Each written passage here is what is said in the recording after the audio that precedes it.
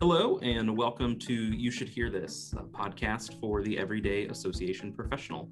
I'm Nick Estrada, your host. In today's episode, we will talk about what it's like to be new to the job. We'll talk about how we bring new ideas, exciting energy, and an outside perspective to the standard work of our employer. Often new employees can quickly integrate into the status quo culture of our organizations, and we'll talk a little bit about how to avoid that and how best to approach the changing landscape of the work and prepare new employees to make a lasting impact. Joining me today is Jaime Smith, CMP, National Account Manager with ChoiceLIVE. Welcome, Jaime. Why, thank you, Nick. It's nice to be here. I appreciate this. Nice to have you, even seeing you virtually. So tell us a little bit just about yourself, your professional journey, how you've kind of gotten to where you are, and then we'll get into the meat of today's episode. Sounds great. Well, absolutely. A meetings industry passionate expert, influencer, all the things I think that I can say about yours truly. But I actually began my career in the meetings industry as a fellow planner with a nonprofit called Indiana Youth Institute and was there for 11 years. My favorite part of that job was planning our annual convention, which I helped grow from 300 attendees for a half-day conference to 1,500 over 2.5, almost 3 days. So I worked with the team on so many different elements. As director of operations for them, I wore several hats, which I know a lot of our association members have under their world as well. And planning the conference, I fell into working with an AV production company that I didn't know there were other options out there, and had the opportunity to work with another company who in turn, after 4 years of working with them as their client, became a business development manager for them. And worked with them. So I went to the dark side for 8.5 years, if you will, meeting individuals such as yourself and other association planners and corporate planners, and doing annual convention work on a large scale with that company. And, then the pandemic hit. And as we all did, we pivoted. I don't mind the word. I'm a fan of friends, so definitely pivot is an okay word for me. But I will say I used that time frame to continue educating myself and helping educate other planners in helping our business switch over to strictly virtual. And of course, in our world, we were already doing a hybrid component. Hybrid's not new, but definitely when we were focused only on doing virtual, that's what we ran into. And so, the last year and a half, and working with them and helping build business, even on a virtual standpoint, things were, you just don't know what's going to happen. And with the way the industry works, and thankfully my networking abilities and my skill set of just being that quote unquote, as many of you know, sunshine in the room. And as Nick can see, I have the yellow walls behind me, but staying connected with everybody. And it was all about networking to get my other half into the webcast engineering life. And he actually was the one that ran across this new opportunity that how can a company in our industry, an AV production company, be hiring in the middle of a pandemic? So yes, let's look into this. So it wasn't something that, I was hoping to leave my previous company by any means, but when an opportunity comes along that you just can't not do it, to, see something on the rise and continue developing my skill sets and actually having the challenge and finding the company that values me in a way that I can continue to grow. It was a no-brainer. So all that to be said, in my journey of where I am now with ChoiceLIVE, 4 months actually with a company out of Lidditz, Pennsylvania, which who knew, the touring company of the world, touring industry, if you will. So a lot of concerts and venues. And if you think about Pink, the performer Pink, and how she flies around the stadium in our complex, created that device to be able to do that. So who knew? So, but this company has been around and since 2005, but unfortunately changed their name on February 14th of 2020 because choice is everything. And then the pandemic hit. But regardless, it has been exciting the last 4 months, learning different things and challenging myself and continuing to expedite the industry in a way that as we all come back, we come back with a vengeance and do it in a unique way. So how's that for who I am and where I came from, Nick? I think that's great. Yeah, absolutely. You hit on though two words that I'm sure some of our listeners are tired of hearing, but I think we'll continue to hear a little bit about them. So both pivot and the pandemic. And so I don't know that it is probably on everybody's mind to be changing roles during a pandemic. And I know you mentioned that, when you get a good opportunity, there are some that you just can't pass up. But what was kind of that mindset for you as this opportunity came about, and what pushed you to change roles during what I feel like many of us view right now as a pretty uncertain time in our careers, in our association work, all those kinds of things?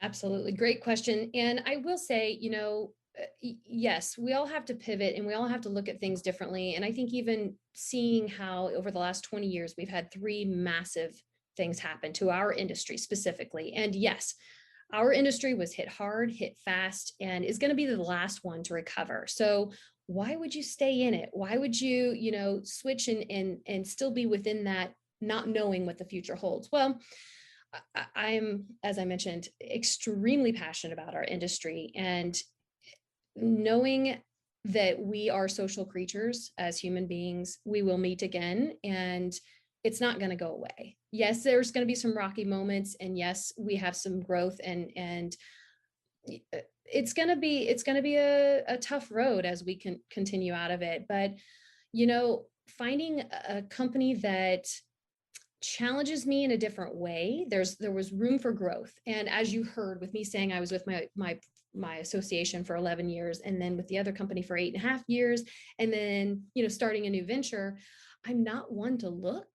So when the fact that I got prospected from my planner role to a supplier role, and then now the opportunity to look into this, I looked at it as everyone I feel like does on a normal basis. You got to look out for yourself. And if there's an opportunity to continue to grow, and as you see this pandemic change the way people react, have grace, and hope that we continue having grace as we move forward, what better way than to take that risk and bank on the fact that we will meet again and we will have events, but I can work with a company and with creative people to flourish and to help our planners find new ways of doing things and be open and innovative. And I threw my name in the hat and thought, well, what's to lose? Let's check it out, And when I did the interviews, I fell in love with them. I mean, they're passionate. They have that same, it's almost like when you go to their website, it's like I wrote it. And of course I didn't, but just the openness to trying new. And still, even side note, talking to students within the industry or people who are thinking about coming into our industry, I bring this all up. Like it's a rocky road, but it's a road that's not gonna not be there. It's gonna be there in the future. So it's a new challenge. And I think at a certain point in time, you've got to continue challenging yourself, because if you don't grow, then you stay stale and you will get out of the industry. But because of my passion behind it, I think that was the piece that I knew that even if I made the jump, I would still land on my feet. That's great.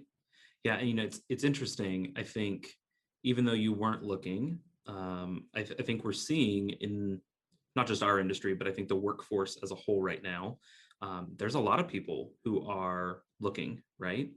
And so I know I said a little bit ago that like most people probably aren't looking to change, and most people aren't, but we're still seeing a pretty significant increase, I think, in the number that are looking for new opportunities, looking for those places to grow. So as folks are doing that, what are your recommendations? What was important to you as you started to outline this new opportunity to see if this is something you would do? What should they keep in mind? Yeah, that's a great question. I will say, ask all the questions. When I switched over to the dark side for the first time, I didn't know what I didn't know. Well, now I know. I've had 8.5 years under my belt to know that I want to be, respected and valued as a member of the industry, and not just an order taker, or not that I'm saying I was, but like, look at the things that, are offered to you. Think about the things that you've had in the past, the good and the bad, and you weigh, all right, what is my priority? What is the thing that keeps me, whether it's a challenge, whether it's, the people that you're working with and how you jive. I mean, yes, I know everybody is over the Zoom and over the virtual way of doing things. And like the pivot, my new favorite thing is it's so great to be together. Okay. We've been together. We're just unfortunately on a screen, but you can still feel like you can see each other, like you and I are doing right now. We can see each other and see the reaction. And I think you can tell the energy that people bring. And I think if you're looking at a new job or you're out there, searching, find the people you jive with, find the people that are going to support you and help you grow as an individual while you help the organization grow. I mean, I think that's kind of the biggest piece of it, right? Continuing to grow, that's what we are, or hopefully everybody's still growing and progressing as a human being, even as you get older. So, I guess it's a matter of finding your passions, your excitement, things that keep you waking up in the morning and wanting to put that foot down and doing the whole Mel Robbins at 5, 4, 3, 2, 1, just get going. And, working with others that are in the industry for the right reasons. So at least in my thought process of, if you're making that jump, like, be open to it, but then also be reserved and make sure that you don't forget the things that are important to you. Yeah, I like that concept of the last thing you said, of not forgetting what's important, right? Because don't just go for, an increased pay. Don't just go for the company name that might be out there, or that's the greatest association ever to work for because of their name, right? There's Yes. a lot of other pieces, I think, that go into just that total work experience for folks. And I think that those are all important things to keep in mind. All right. So you said 4 months, right, into the role. Yes.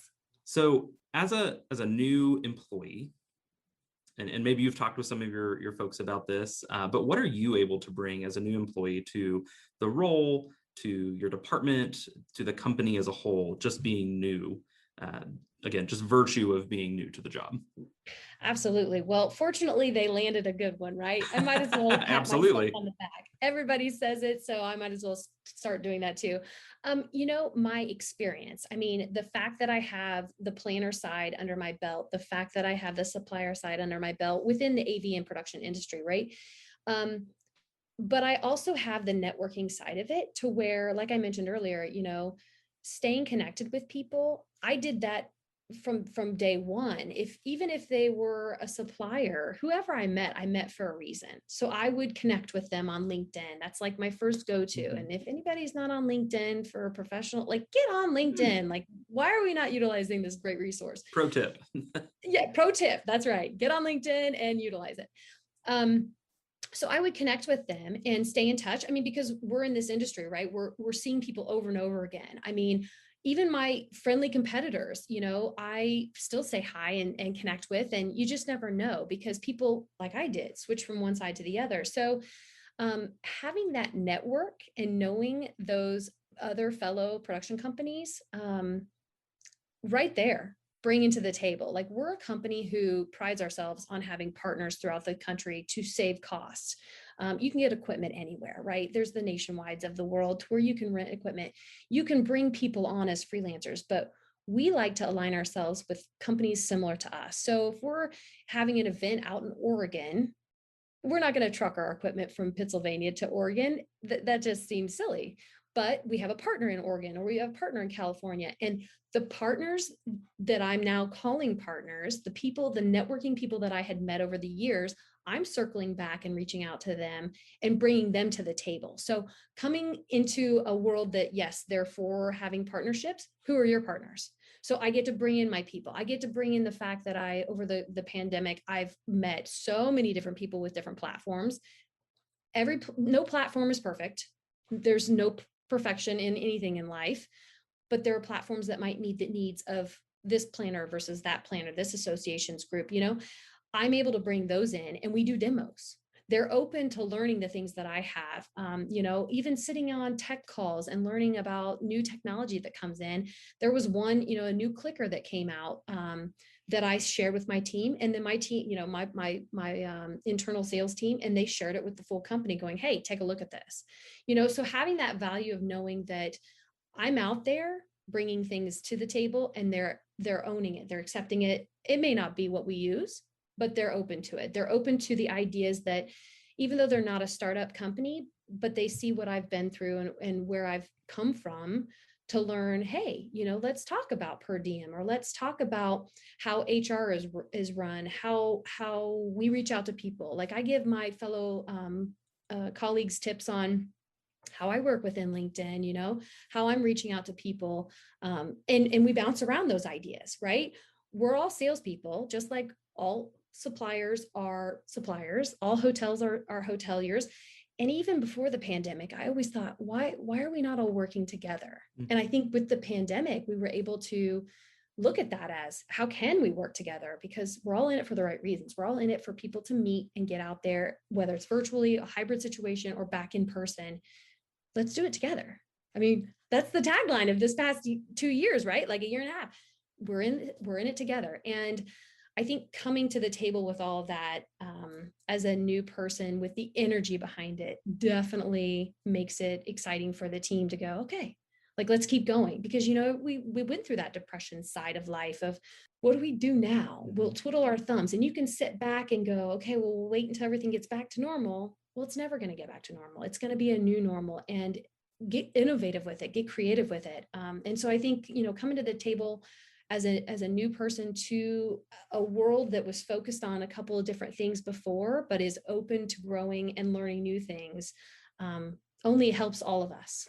I think I answered your question. Did Absolutely. I answer your question? Yeah, no, Okay. absolutely you did. You brought up some really great points there. And there's two that I just kind of jotted down that I want to follow up on. So one, you mentioned, right, that one of the values, or one of the things you bring to the new job, is your network. That's, I think, a key thing that maybe sometimes folks who are looking for jobs probably dismiss, right? But that network of people we know is really important. How would you recommend, though, that folks, if they're looking for a job right now, how do they identify those kind of intangible values that they bring, right? Because it's not like we're the ones who are paying the company, right? They're paying us. But what do I bring to the table? How can someone identify those? Oh, that's I think with time, you start to realize it, whether you hear it from your contacts. They tell you over and over again, you're really great with people. You're really a great networker. You're really, good at the big picture or the details. Think about how people have talked to you or talked about you, interacting or introducing you to other people. And I am definitely guilty of it. I tend to stay very narrow focused and just plow through and get my checks in the checkbox, right? You have to step back and kind of think bigger picture of, all right, what have others said about me? Get those recommendations, right? Lean on people. Just ask your friends and family or your colleagues or your coworkers, give me 3 things that you think I'm really good at. And truth be told, you could even do the reverse of saying, what am I not good at? And what can I improve upon? So that could actually help you on the other side of it, right? But I think, finding what lights you up to keep going, to doing more of. So you could take your whole day and go, all right, of all the tasks that I do in a day, what do I hate doing? What do I dread doing? Put those on the burner. What do I love doing? Start with the love first. And then when you find out whether it's, the smaller detail oriented things or the follow up with the people or, getting out and talking and doing things, I think you'll find either your strengths and weaknesses, right? But both of them are something that definitely brings the value to the table from a strength standpoint. But then you can also work on your weaknesses to add those to your strengths and add those to your values for, going out there and finding out what I really want to do. And then you can, I think this is where this conversation is going to go. You can target that to the right company, the right association, the right group that you want to work within. And then I'll full circle you even more, connect with the people that are doing it. Find those mentors, the people that are actually doing it now, lean on them, learn from them. I think I hope everybody's out there to help everybody. I feel like our industry, because of, especially in Indiana or Hoosier hospitality, people are out there to help others because we're of service. We want to be of service. So don't be afraid to ask, whether it's ask for help to get better, to work on something, ask for help to connect with another person, ask for help to learn more about yourself, because like I was kind of going, down that narrow mind of you're not outside yourself. And I think once you get outside yourself, you're able to see more of that, if that makes sense. Absolutely. I think we're sensing a theme here for our listeners of start to learn more about yourself, right? Ask those deep questions, reflect, because I think it is hard to find a job and really align yourself with that job and the role that you're going to do if you don't really know who you are and kind of what you're looking for. So I think that, again, pro tip number 2 from Jaime today, then just start asking those questions so you can start to work on those. Self-awareness is key. And I will throw out there, meditation and yoga definitely help. Pro tip number 3. There we go. We'll keep those coming for everybody. So you mentioned something else that I think is extremely valuable, which is learning just kind of from other groups that are out there, right? Like not leaving our past experiences behind. And I think that those are really important. I think obviously you have a little bit of a heads up here in the sense that you're not new to the industry. You've kind of been around, which is good. And so how does that help you maybe approach pushing your colleagues, pushing your supervisors, your teams on what you've done, and to challenge kind of that ever looming concept of, well, we've always done it this way. You mentioned some of those HR policies and things like that. I think about somebody new coming in and saying, this PTO policy, but what if we did this instead? How do you approach those conversations being new? Definitely. I think it's a matter of, hearing what's being said. So start with listening. We have 2 ears, 1 mouth, right? As they say, do more listening than speaking. Get a feel for what is being done, how it's being done. And if it doesn't align with something that could be done more efficiently or effectively in your eyes because of your history and what you've been able to do in the past, then step back and think about how to quote unquote fix that, how to share with them, well, here's a scenario of what is similar to this and what I've done. And here's how it worked out well, because we did it this way versus the way we've always been doing it. So I think proving some of the unique ways of how things may work better in a situation that you're not doing now, like the company's not doing now, but having the research and having the backing for you. Always be prepared to address it eloquently and from start to finish. I think unfortunately, I think if you jump into a situation where they're not open to learning from the new hires, that's a big red flag. And maybe that's even before you do that, ask those questions. So we kind of touched on this a little bit earlier, but maybe that's one of your interview questions to them. Are you open? Are you sincerely open to hearing what I have as an expert in this field and how I've done it in the past and how I can bring more to the table to help you evolve? I appreciate the addition of the word sincerely there in the interview question, right? So I feel like a lot of people are going to just say, yeah, well, obviously we're open to feedback and how we can change our operations. But I think the word sincerely there, I think would make a lot of employers really think, like, are we actually like, or is it just, we're going to put on a show and we're going to listen and then move on? Right. And I know we kind of touched on the fact that because I am, what's the experience? Seasoned, might you? Seasoned, that's the right word. I've been there, I've done that, but I've learned. And I think even with younger, and not necessarily of age, but younger in the industry, you will learn more. But try and be aware and be open. So knowing yourself helps you know and are aware of other people and how they react. So you can kind of get that feeling, when somebody's lying to you, right? Like, when they're sincere, but don't be afraid to ask those questions, I think is the biggest key, because if they don't respect you for it, then you know your answer. Yeah, absolutely. As we think about doing a little bit of a shift here to the employer side, obviously you may have the opportunity to hire some folks, but what do you wish all employers, association, vendor, hotelier, knew when they bring on new staff to their teams? What are the top 2 or 3 things maybe that they should be keeping in mind to bring people in? Hopefully all of them are open to the wide range of experience, education, knowledge that everybody comes to the table with. So, but being open is the key. Be open to hearing everybody out and being respectful and valuing them. I feel like with my history of years of being with companies, I should have been born in is that the boomer age? I should have been a boomer, not an Xer, Generation X. But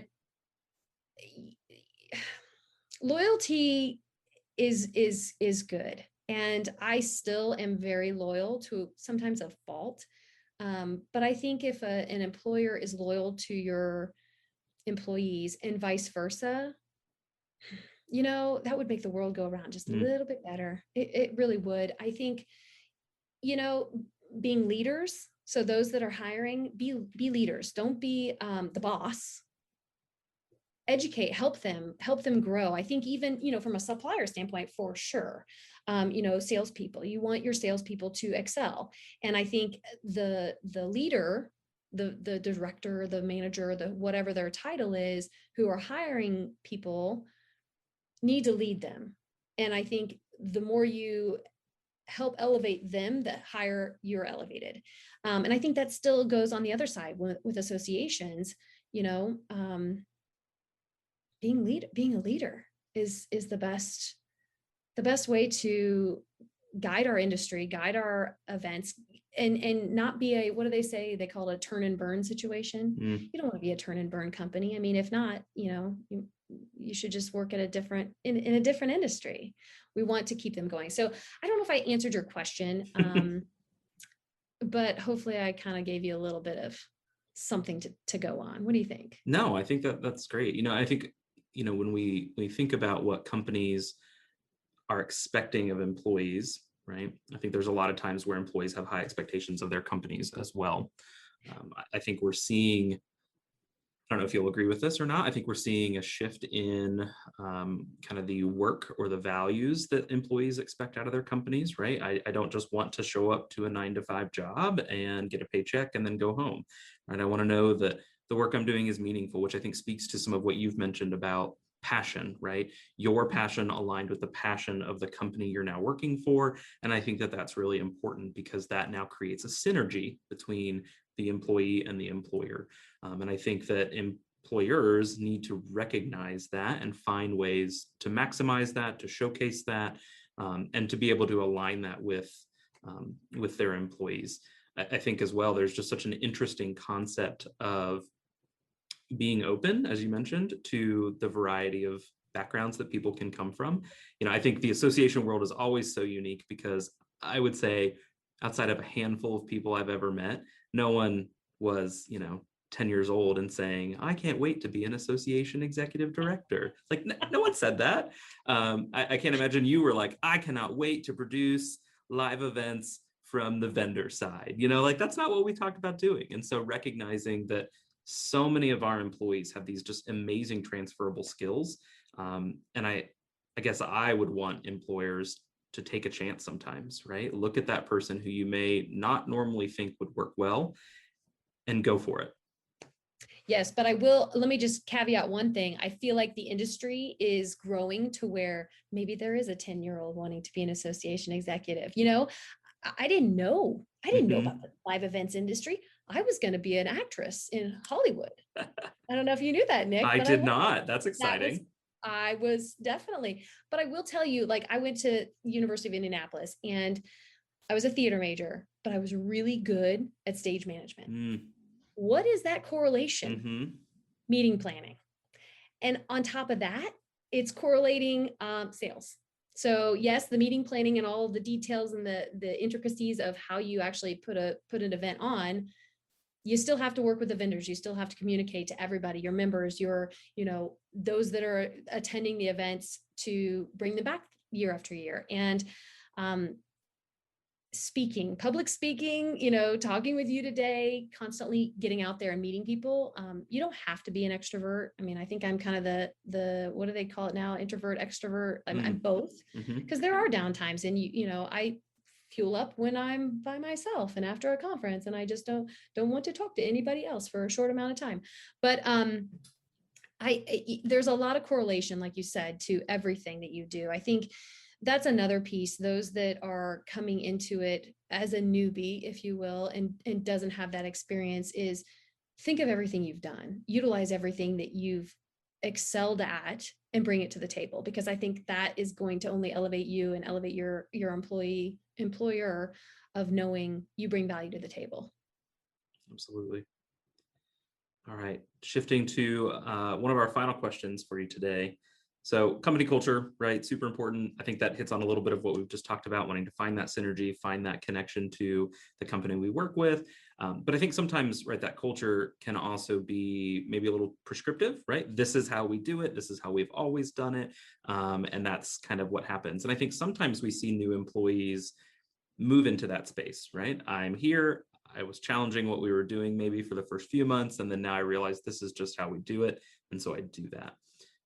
What is your recommendation, or what are some ways that you think new employees can kind of guard against that, how they can keep some of that challenging mindset while still obviously supporting the organization? Absolutely. So I think, and kind of tap onto the culture piece of it. To me, culture is how well everybody gets along, right? Like how inviting you are, how it's kind of hard to even explain, but like with our company and me even being remote and hiring 5 other people being remote, the owner of the company is a little concerned about how you keep that culture that he had created, since 2005 with the individuals that are physically there, seeing it on screen and knowing how we're all going to gel. It's not to say that if it doesn't gel, you don't go away. You want to keep that culture going. And I will commend our owner for that. And I know it's still in the honeymoon stage, but I have a feeling this is something that will continue. So I look to seeing how that continues to unfold while still bringing to the table and challenging things. And I think, I remember being at my old company, my IYI, the nonprofit that I was with, and I remember people would come in and have all these grand ideas and try to just hit the ground running to change things. I think as a new person, you need to kind of get your bearings first to see, do you really need to change things? Are things working well in that they've always worked this way? I think coming at it too strong can be detrimental to your results in the end, to where it will stifle that down the road of being able to change and challenge things. So, take what it is, step back, kind of go back to that whole, I've done this before, and throw it out there as an idea. I think coming at it softly with the team members that are the ones that are going to probably make the change, or at least influence them a little bit more, will be more, it'll be a more respectful situation versus we should do it this way and you demand it.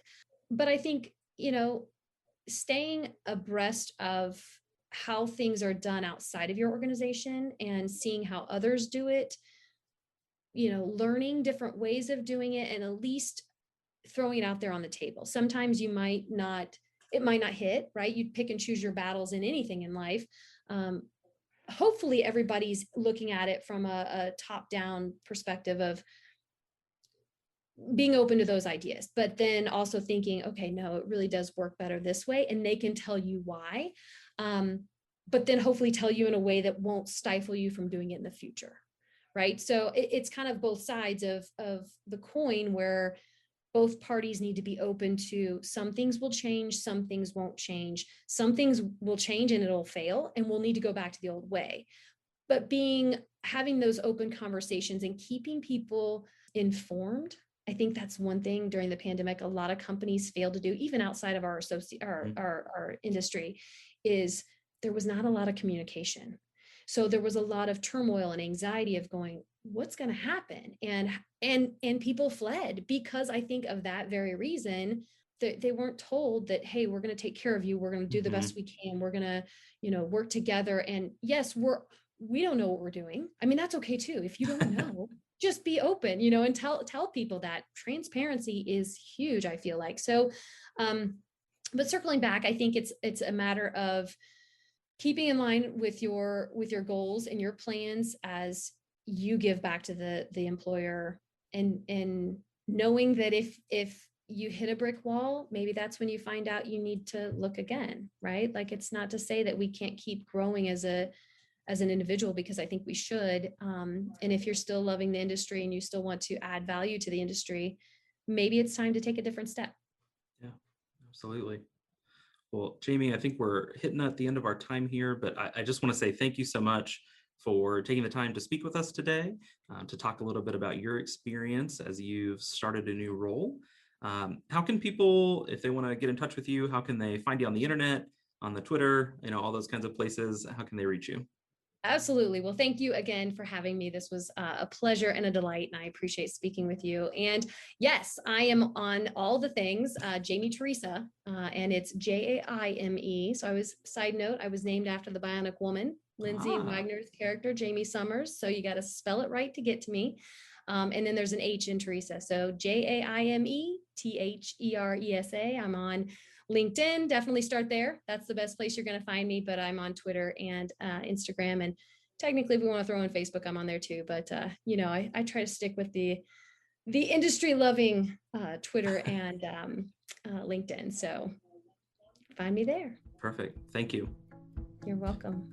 Well, we hope you enjoyed this episode of You Should Hear This. If you have any questions you'd like answered or future topics you'd like us to explore, please send us an email at info@isae.org.